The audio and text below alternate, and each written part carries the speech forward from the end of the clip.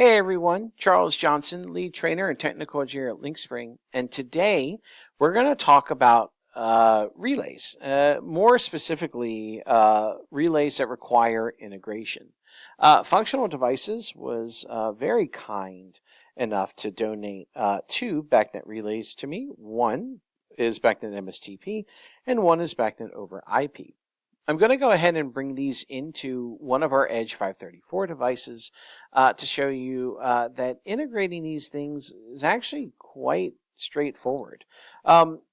Relays are great as far as these kinds of relays. They're great to use in situations where you need to pick up some remote points without need to buy an expensive controller. So these are a more cost-effective solution. And I like using the word solution because that's what we need to provide to customers. And I'm not talking about just Lynxspring partners. I'm talking about any kind of controls contractor. Sometimes when we think of a solution, we think of just a controller, but really it is not only the controller, but any other devices that we may have.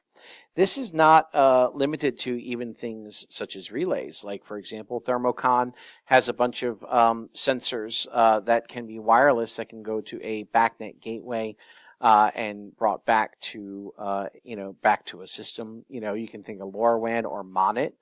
Something that we use MONIT sensors. We have a MONIT controller, but those are types of solutions that we can offer to our customers. So let's go ahead and get into how to integrate a BACnet relay, specifically from Functional Devices. Well, the first thing that we're going to need is we're going to need the cut sheet, right? We don't know what relay this is here, and so I'm going to go ahead and go to ye old web browser here, and I'm going to go to Google Chrome. And I'm going to go to functionaldevices.com.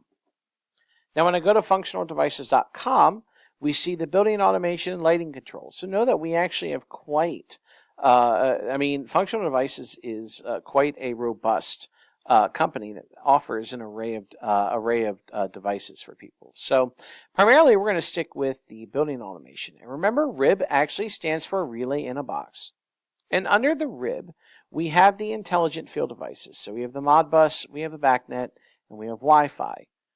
Today we're going to stick with BACnet.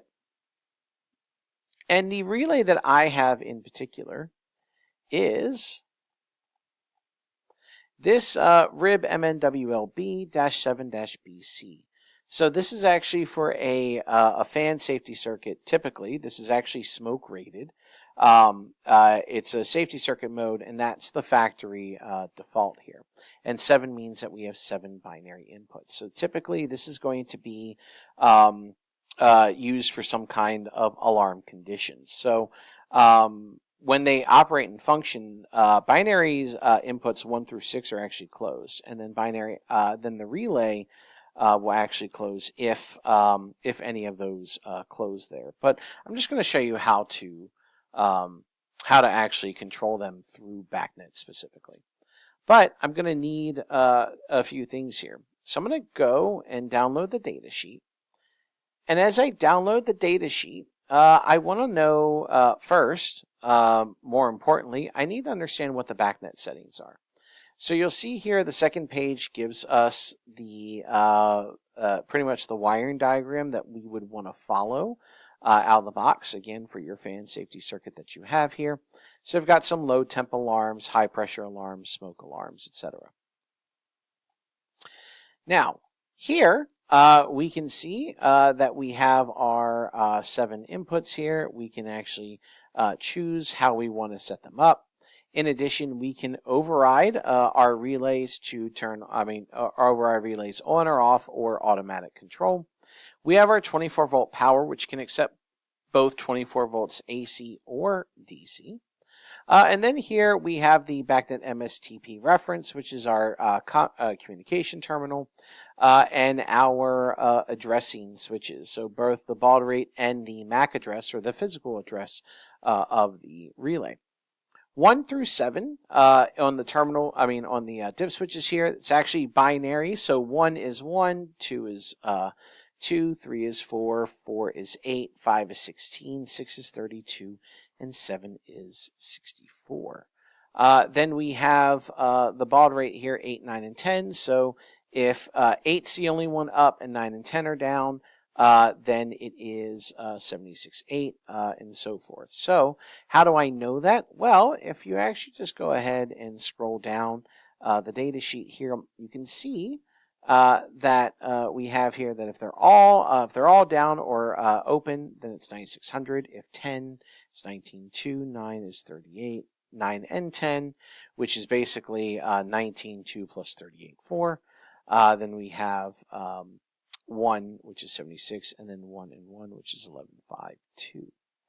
Now, it's also to note here that we have the power wiring details. So the rib, these BACnet ribs are actually full wave devices. So it's really important to understand that if you have full wave and half wave together, if the ground isn't floating, you can let out the magical smoke in some of your controllers. Remember, for us, we actually need to keep in the smoke instead of letting it out. If you let out the smoke, it no longer works. So it does tell you that if you are using this option here, put a diode in between the COM of the devices. Otherwise, you'll want to use either the ground is floating or just 24 volts DC for both the full wave and half wave device. In addition, it does tell you that the device ID is going to fault to the MAC address plus 277. What is 277, or how did they come up with that? Well, that's actually the vendor ID that came from BACnet Testing Laboratories. It's very common for BACnet devices to take their vendor number and then add the MAC address. So, for example, Reliable Controls, I believe, is 7, so that's going to start with 7 out of the gate. If it's Distech, it's going to be like 364, etc. And there are a lot of things you can find here. You can actually go to BACnet Testing Laboratories to find these IDs without any issue. So just know also we need to follow that if this is an end of line resistor, end of line, you'll need a 120 ohm resistor, at the beginning and the first and last device. But everything else is pretty much the same here. So I've already set up my relay on my test bench here. So I won't go much more into detail on that.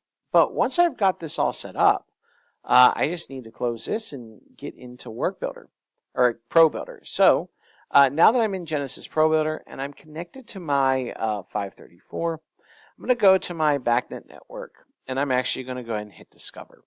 So I'm only going to discover what's on my MSTP trunk here. And as this takes a moment to discover, I can go to the job log and we can see that I'm seeing this 277,008 device here. So I can see that this is my rib here. So I'm going to go ahead and just say that this is we'll just say that this is ribs here. So BACnet MSTP rib. And you can't change the device ID here. It's actually done separately. And so instead of this 277.8, I want to change it to 2008. Well, to change the device ID like this, we're going to just select the device and we're going to select device ID. So this is actually going to allow us to write the device object ID to the remote device, and we're going to say 2008. And it'll just take a moment to do. And once that's done, we'll go ahead and hit the refresh tab here, just to go ahead and refresh it to see. Now to bring in some points or to override our two outputs here, we're just going to discover the points here, and just going to hit discover. But we're going to see here that we have output 1 and output 2. And if I drag them out, because they are binary outputs out of the gate, the enabled flag is set to false, so which we're going to set to true. And I'll go ahead and just name this exhaust fan. So this is just assuming that we're using this for some kind of other external control. So we'll just say return fan as well. Now it's to note that if you attempt to write these at priority 16, it may not necessarily work that way. Some BACnet devices have a specific priority that they need to write to, and this would be no exception. So if I were to just go to the AX wire sheet here, and you'll see that these are on by default, I'm going to go ahead and set up a test output here. And I'm going to go ahead and set this to false. Now I'm going to write at input 10. Now input 10 should go ahead and shut these off. Now sometimes what happens is that if a controller or an object is written to at a different priority, for example, these may write at a priority 16. So if they write at a priority 16, by setting the output by default there, it's actually not going to see it. So we need to write to it at a higher priority. But you can see here that my test output actually has them off. And if I set my test output on, I can actually hear them turn on here. But these are if you want to control these remotely. Obviously, again, this is for more of a fan safety circuit.